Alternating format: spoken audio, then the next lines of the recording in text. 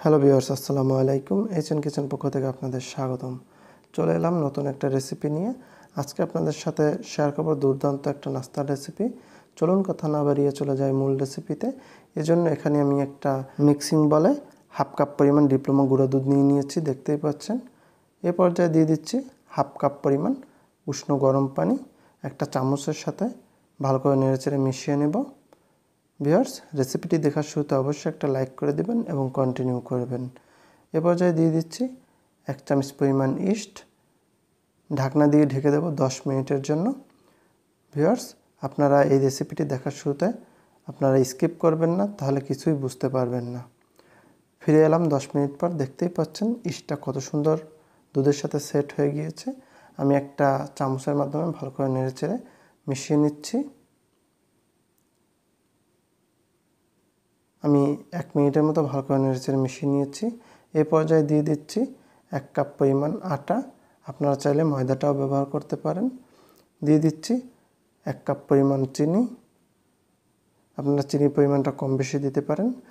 চিনির ব্যালেন্সটা ঠিক রাখার জন্য দিয়ে দিচ্ছি স্বাদ মতো লবণ। দিয়ে দিচ্ছি 2 থেকে 3 ফোঁটা পরিমাণ কালার ফুড। এখানে আমি অরেঞ্জ কালারটা ব্যবহার করেছি।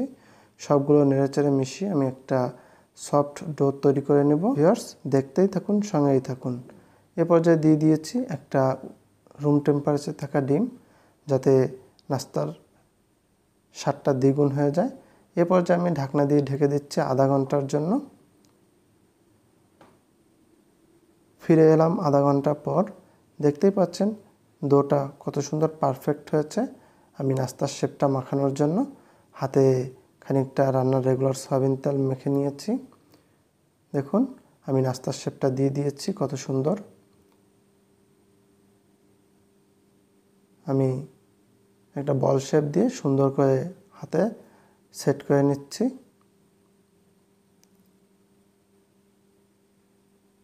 নাস্তাটা রাখার জন্য একটা স্টিলের থালা নিয়ে নিয়েছি, দেখতে পাচ্ছেন। থালাতে খানিকটা তেল ব্রাশ করে নিয়েছি, যাতে এটা তুলতে সমস্যা না হয়। আপনাদের সুবিধার্থে আমি আরেকটা তৈরি করে দেখাচ্ছি। কত সুন্দর এই নাস্তার রেসিপিটা। আমি একে একে এভাবেই সব নাস্তাগুলো তৈরি করে নিচ্ছি।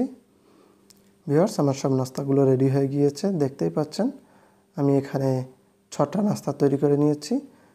নাস্তাটা স্বাদ বাড়ানোর জন্য দিয়ে দিচ্ছি সামান্য পরিমাণ সাদা তিল। ভিউয়ার্স, আমি এখানে সাদা তিলটা ব্যবহার করছি এই জন্য যে নাস্তাটা খেতে খুবই দুর্দান্ত মজার হয়। চলে যাব এগুলো ভাজার জন্য চুলার কাছে। চলুন চলে যাই নাস্তাগুলো ভাজার জন্য চুলার কাছে। নাস্তাগুলো ভাজার জন্য একটা প্যানে পরিমাণ মতো তেল দিয়ে গরম করতে দিয়ে দিয়েছি। তেলটা উষ্ণ গরম অবস্থায় আছে, দেখতেই পাচ্ছেন।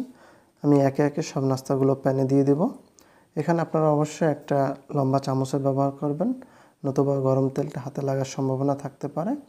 আমি একে একে সব নাস্তাগুলো নামিয়ে দিয়েছি, দেখতেই পাচ্ছেন।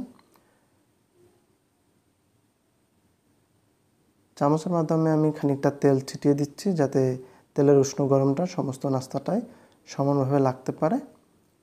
আমি সবগুলো এভাবে নেড়েচেড়ে ভেজে নেব।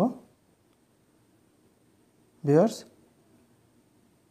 রেসিপিটা তৈরি করতে খুবই সহজ, খেতে কিন্তু খুবই দুর্দান্ত। আমি একে একে সব নাস্তাগুলো উল্টিয়ে পাল্টিয়ে ভেজে নেব। দেখুন, খানিকটা ব্রাউন কালার চলে এসেছে। আমি সব নাস্তাগুলো এভাবে উল্টিয়ে দিয়েছি। আমি আবারও সামান্য পরিমাণ তেল উপর দিয়ে ছিটিয়ে দিচ্ছি, যাতে সমস্ত নাস্তাগুলো ভালো করে ভাজা হয়ে যায়। আমি 5 থেকে 6 মিনিটের মতো সবগুলো ভালো করে নেড়েচেড়ে নাস্তাগুলো ভেজে নিয়েছি। ভিউয়ার্স, দেখুন আমার নাস্তাটা কত সুন্দর ফুলে উঠেছে, দেখতেই পাচ্ছেন কত সুন্দর হয়েছে নাস্তাটার কালারটা। আমার নাস্তাটা ভাজা হয়ে গিয়েছে। আমি একটা ছাঁকনির মাধ্যমে সবগুলো নাস্তা তুলে নিচ্ছি। দেখুন কত সুন্দর একটা পারফেক্ট নাস্তা হয়েছে। আমি সবগুলো তুলে নিচ্ছি এবং তেল ঝরিয়ে আপনাদের পরিবেশন করে দেখাচ্ছি।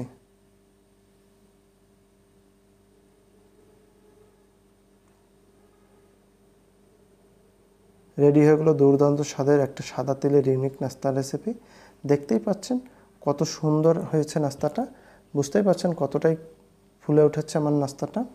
এরকম একটা নাস্তা থাকলে সকালে কিংবা বিকালে অনায়াসে চায়ের সাথে পরিবেশন করতে পারেন। এই নাস্তাটা ছোট বড় সকলেই কিন্তু খুবই তৃপ্ত সহকারে পরিবেশন করতে পারবে। এই নাস্তাটা আপনারা তৈরি করলে 1 সপ্তাহ পর্যন্ত সংরক্ষণ করে পরিবেশন করতে পারেন। আপনাদের রিকোয়েস্ট করব অন্তত একবার হলো আমার রেসিপিটা ফলো করুন এবং এভাবে তৈরি করে বাসায় পরিবেশন করুন। ভিউয়ার্স, এরকম অনেক সুন্দর সুন্দর নাস্তার রেসিপি আমার চ্যানেলে আরও আছে, আপনারা চাইলে পুরো চ্যানেলটি ভিজিট করে আসতে পারেন। ইনশাআল্লাহ সবগুলো রেসিপি আপনাদের খুবই পছন্দ হবে। যারা আমার এই নাস্তাটা প্রথম দেখছেন অবশ্যই তারা চ্যানেলটি সাবস্ক্রাইব করে পাশে থাকা বেল বাটনটি চালু করে দিবেন, যাতে পরবর্তী নোটিফিকেশন আপনার মোবাইলে সবার আগে পৌঁছে যায়। যারা পুরান বন্ধু আছেন তাদেরকে জানাচ্ছি অসংখ্য ধন্যবাদ।